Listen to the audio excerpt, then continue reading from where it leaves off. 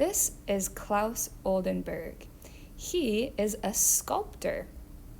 He was born in Sweden in 1929 and then moved to America where he created most of his work. He's very famous for creating large sculptures of everyday objects, especially foods. As you can see here, he's created lots of different types of foods out of sculpture, especially large-scale foods, like this big fork with spaghetti on the end, or this giant ice cream cone on a building. These installations are really awesome and larger than life. You may have even seen his sculpture, The Cherry and the Spoon, that's right here in Minnesota, in Minneapolis. We are going to create our own food sculpture today using clay. First, you're going to want to make your clay into a ball. Then you're going to use your flat hand to kind of pound down this ball so that it's flatter like a pancake or a cookie. So again, we're kind of making a thick slab. Slab is like a fat pancake of clay. You're going to want this to be about 2 fingers deep. 2 fingers deep. Then you can roll it to make it smoother.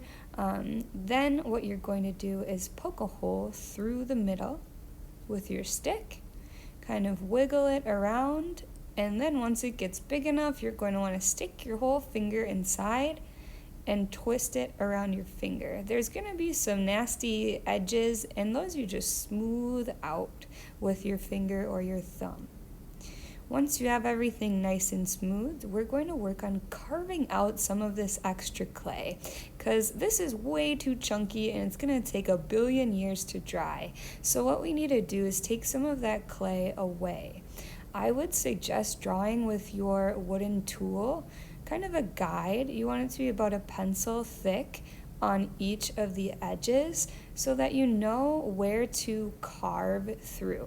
You want to leave some space in the middle and at the edges.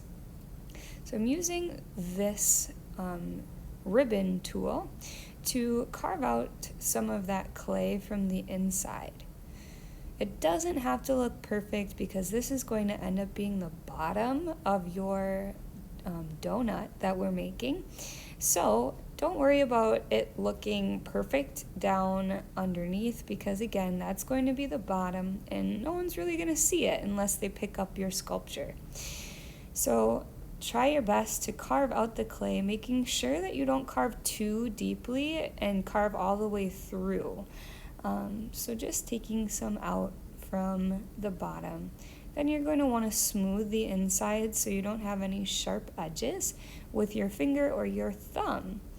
So by the time you're done with that, it should look a little something like this. See all that extra clay that I carved away? You want to squish that up into a ball, and that's what we're going to use for our extra details. If you seem to need a little bit more clay, raise your hand and I can totally get some more for you. Here are some different ideas that you could use that clay for. So perhaps you could roll a coil with your flat high 5 hands, starting in the middle and working your way out. And maybe adding that to the top for some cool icing. Or maybe you want to make your icing a little bit flatter using a slab to create the icing instead. Then you can use your tools to make the outer edges a little more wavy. Make sure this is no thicker than a pencil. Then you'll have to poke a hole through the center to make sure that you still have your middle hole of your donut. When you are adding sprinkles, I want you to try and make them about the size of your thumbnail. These should be a little larger than sprinkles in real life because these will be a lot easier to stick on to your clay. You could add a fruit like a cherry or a strawberry. It is totally up to you what kind of flavor donut you want. Don't forget to scratch and attach everything you add on. Otherwise, it runs the risk of falling off. Scratch and attach each and every thing that you add. I can't wait to see what awesome details you come up with. Adding your own unique toppings to your donut, maybe even adding a bite taken out of your donut. It is up to you because you're the artist, so you make your own choices.